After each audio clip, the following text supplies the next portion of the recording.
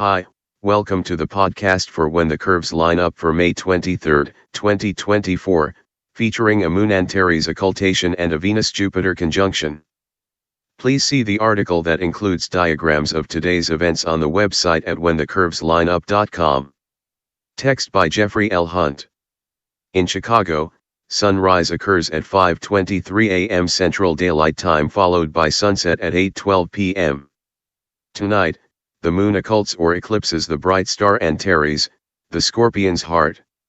During an occultation, the moon slowly covers the star, stays in front of the star for a period of time, and then uncovers it. This occultation is visible from Western Africa, Caribbean Basin, Central America, Africa, and the American Southeast. The event ends as the moon rises from the American Midwest. It is not visible from Western time zones, although the lunar disk is very close to the star. For example, from Charleston, South Carolina, the occultation begins at 9:19 p.m. Eastern Time, ending at 10:15 p.m. While the moon is bright, the star is fairly easy to see without optical aid, although a binocular or spotting scope helps with the view. Today, Venus passes Jupiter in a very close conjunction. The planets are near the Sun and hidden in the Sun's blazing light.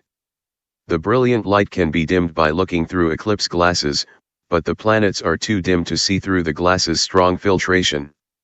For practical observing, this conjunction is not visible. The next Venus-Jupiter conjunction occurs in the eastern sky before sunrise on August 12, 2025. See the online article for the circumstances of future Venus-Jupiter conjunctions. Here is today's planet forecast. In the morning sky. 1 hour before sunrise, the morning flower moon is low in the southwest and 10.0 degrees to the lower right of Antares, foreshadowing tonight's occultation. The moon reaches the full phase at 8:53 a.m. Central Time, after it sets for most of the Americas. At this hour, Mars and Saturn are visible in the eastern sky. Saturn is easier to see over 20 degrees up in the east-southeast. It is not bright like Venus or Jupiter, although it is brighter than most stars in this morning's sky. It is distinctly yellow-orange and without a background of other bright stars. Mars continues to widen a gap to the ringed wonder. It is over 10 degrees above the eastern horizon and nearly 30 degrees to Saturn's lower left.